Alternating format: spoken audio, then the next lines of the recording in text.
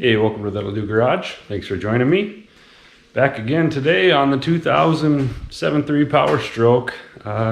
We're going to be looking at the injector cups, trying to figure out why we build a ton of coolant pressure from what looks to be fuel crossing into the coolant. I don't know, it's not good.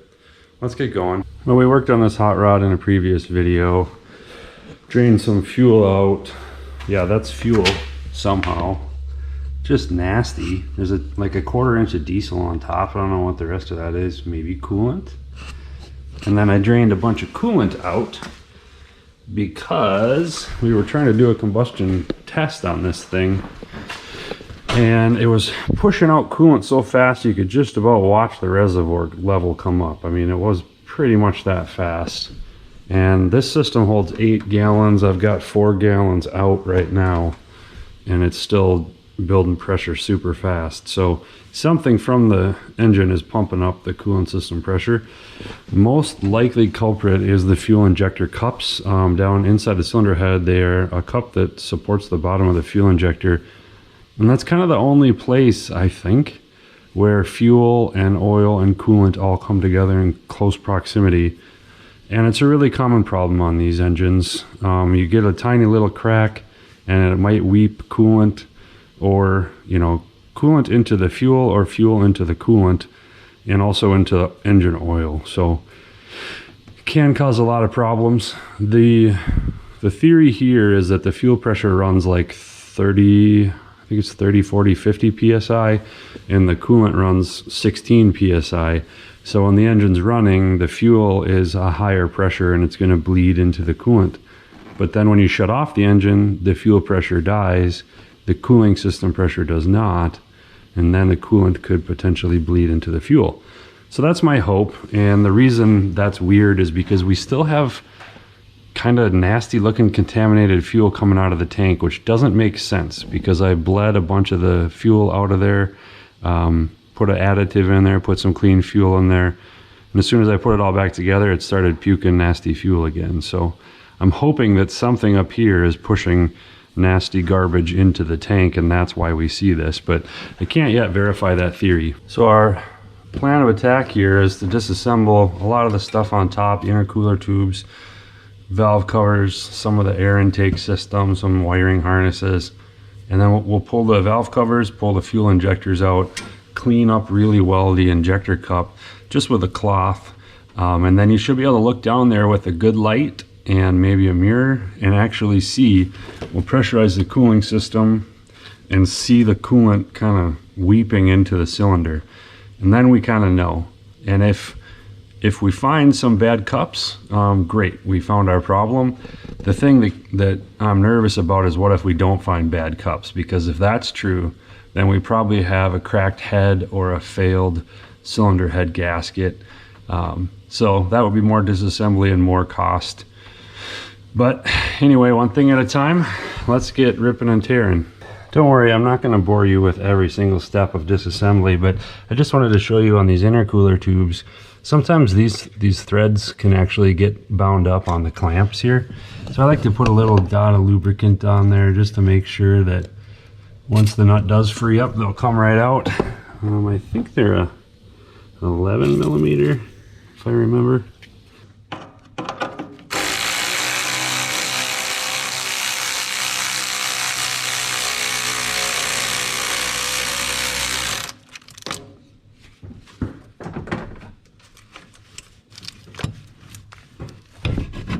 Just about to take this passenger side off here. I just have the heater hoses left in the way. One of the things I've done on this side is disconnect the valve cover, electrical connection right there. It should just kind of push straight down, comes right out. And then there's a whole bunch of bolts, about that many bolts that hold this thing on. And these heater hoses are in the way right now, but I think we'll be okay. So I'm gonna try to lift this thing. Let's see if I can. The valve cover harness is actually an electrical component, so it's something we have to be careful with and make sure it's always in good shape. We don't want to break any wires or anything. Oh man, I need 2 hands to do this, I think.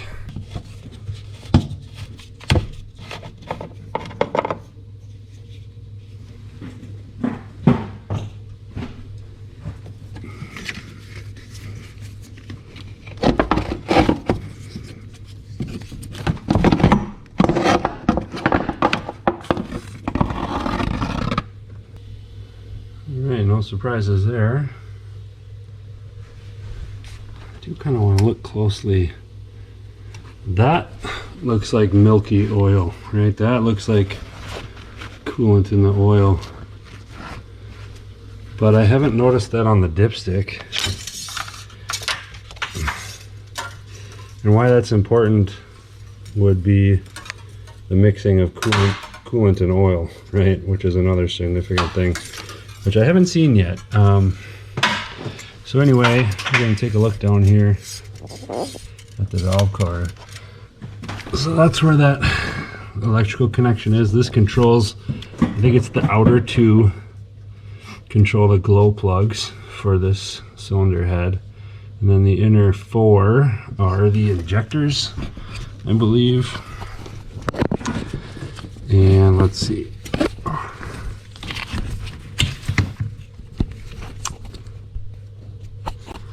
So this is our injector right here.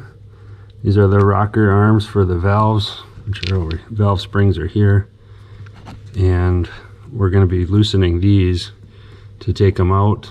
I don't expect much trouble from them. Yeah, famous last words though, right?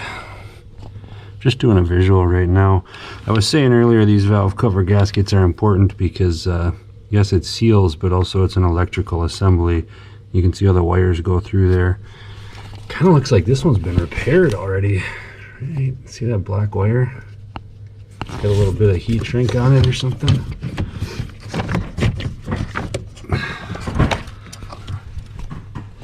So you have to look at those. They can become brittle.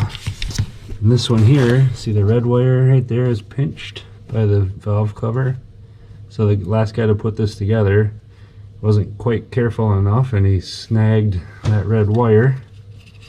So what would happen is about 2 years from now that would develop into a misfire because the cylinder, you know, that line to the injector is grounded out. So we got to look for stuff like that. These connectors also have a tendency to become brittle and break, and then this thing won't lock in. And I guess the original version had like a plug on this side and a plug on this side, and the plug over here will actually fall, you know, that way and disconnect the whole side. So this has been upgraded already. Slightly worried about that red wire, but not super much. If you order a valve cover gasket, it comes with all this electrical harness, so we might replace it anyway. Okay, on to the driver's side, I guess. A few small things to show you on this side.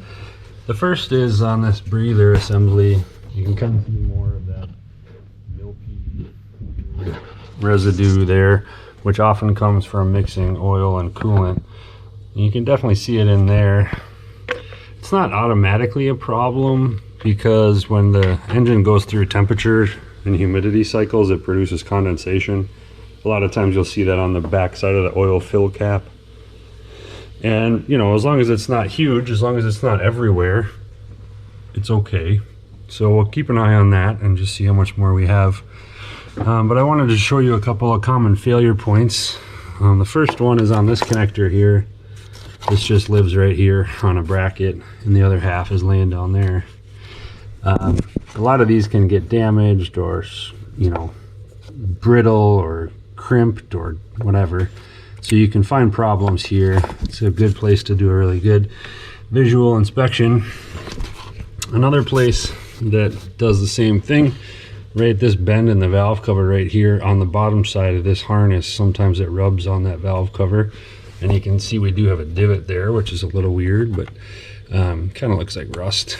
So that's another place it can short out, ground out, and give you like a misfire or something. And this is another place up here. I think this is I want to say this is the ICP, which injection control pressure sensor, I think, but I'm not sure. This can get damaged, which this one obviously has, and it's been fixed, so that's funny. And lastly here, this is the same electrical harness for the valve cover gasket. This is a glow plug wire right here, and you can see it's kind of damaged. It's got a little insulation missing there. I don't know if that's from like overheating or rubbing against something, but we're going to want to take that apart, clean it up, and re-insulate that. So, good times. We'll just carry on. Kind of this valve cover looks like it hasn't been off before based on the level of dirt distribution, but we know from the invoices that the customer has in the cab of the truck that they resealed all 8 injectors just like last summer, a couple months ago. So probably won't find any big surprises under here, hopefully.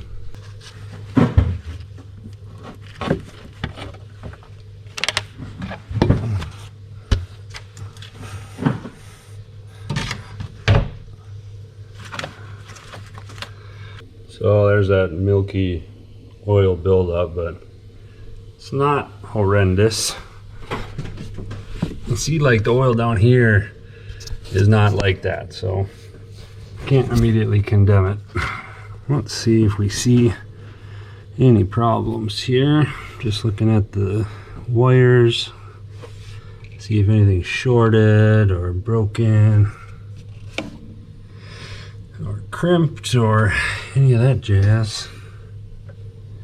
Looks okay on my first inspection. Well, wait a minute now. What's this? Glow plug. This is glow plug right here, I think. Yeah, this is glow plug. See how the insulation is coming apart? I could probably yep, I can peel that thing off of there. So that's not good. Pretty brittle. So maybe we'll replace both of these just to be safe. I don't know. I'm interested in keeping costs down, but I don't want to have them deal with, you know, more problems. So anyway, we'll decide that later. But no surprises. Looks okay. There's some deal, man, way back in the dark corners of my mind that I can barely remember. See, this connector is like a dark blue color instead of this white color. There's some like version change, or you know, that means that's remanufactured or something like that. I don't really remember, but that was like 20 years ago. Yeah, I think that's going to do it for part 1, valve cover removal and inspection. Stay tuned for part 2 for injector removal, and part 3 cup replacement. So don't forget to like and subscribe as well. Thanks for watching.